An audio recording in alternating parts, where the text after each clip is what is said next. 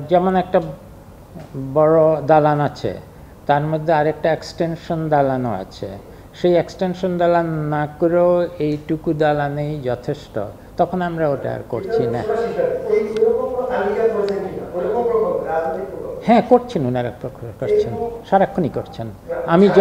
আমি এই মন্ত্রণালয়ে আসার পর থেকেই একটা সাধারণ নির্দেশনা ছিল যে সবগুলা প্রকল্প দেখে কোনগুলা সম্পূর্ণভাবে রাজনৈতিক প্রকল্প, কোনগুলা রাজনৈতিক প্রকল্প হলেও অনেক দূর খরচ হয়ে গেছে, একবার খরচ হয়ে গেলে ওগুলোকে তো শেষ না করলে পুরো টাকাটাই বাকি হয়ে যাবে। আর যেই প্রকল্পগুলো একটু শুরু হয়েছে, এটা যা খরচ হয়েছে এটা মেনে নিয়েও যদি শেষ করে দেওয়া যায় তাহলেই ভালো।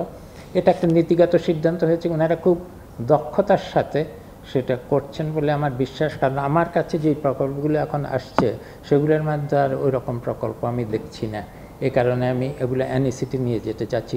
এই প্রক্রিয়াটা আমি আরও দ্রুত করতে চাচ্ছি, যাতে করে আমি আগেই বলেছিলাম যে আমাদের যদি অনেকগুলো প্রকল্প আরও চালু করতে না পারি তাহলে উন্নয়ন বাজেট এমনিতে আমরা একটু ছোট করতে চাচ্ছি। কারণ আমাদের অর্থ উপদেষ্টা এবং বাংলাদেশ ব্যাংকের গভর্নর একটু বিপদে আছেন যে যদি বেশি সম্প্রসারণমূলক হয় এবং অনেক আবার তার সাথে সরকারের বাজেটেরও ঘাটতি হয় তাহলে তো মূল্যস্ফীতির একটা সমস্যা দেখা দেব। তাদের সুবিধার জন্য আমি একটু উন্নয়ন বাজেটকে ছোট করতে চাচ্ছি, কিন্তু এই জন্য আমাদের কর্মসংস্থানও আবার করতে হবে। অর্থাৎ মূল্যস্ফীতি কমাতে গিয়ে তো আবার অর্থনৈতিক স্থবির হয়ে পড়লে চলবে না, কারণ দুদিকই আমাদের দেখতে হবে। সেই কারণেই আমরা প্রথমত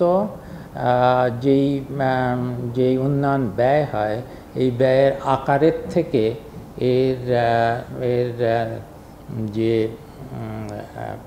এর পরিমাণের থেকে এর গুণগত মান যাতে ভালো হয় সেটার দিকে আমরা বেশি নজর দিচ্ছি।